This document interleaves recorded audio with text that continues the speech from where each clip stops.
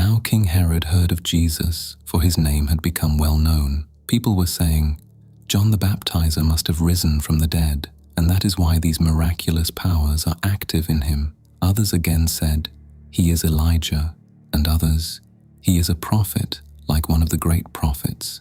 But when Herod heard of him, he said, "The man whom I beheaded, John, he must be risen." For Herod himself had sent and arrested John and put him in prison, in chains, to please Herodias, the wife of his brother Philip, because Herod had married her.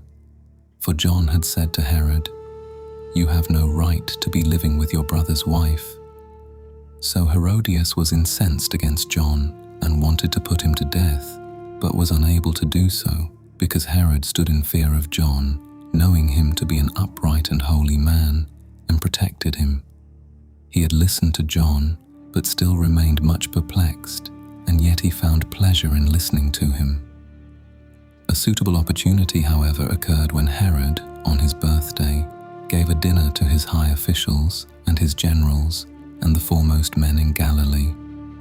When his daughter, that is, the daughter of Herodias, came in and danced, she delighted Herod and those who were dining with him.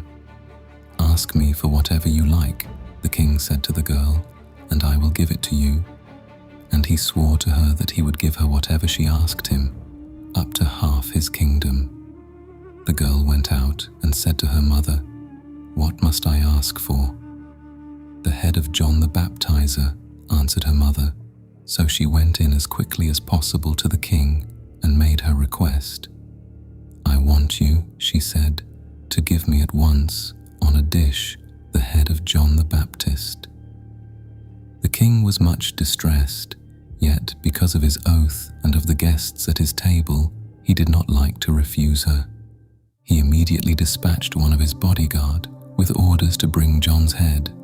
The man went and beheaded John in the prison, and bringing his head on a dish, gave it to the girl, and the girl gave it to her mother. When John's disciples heard of it, they came and took his body away and laid it in a tomb,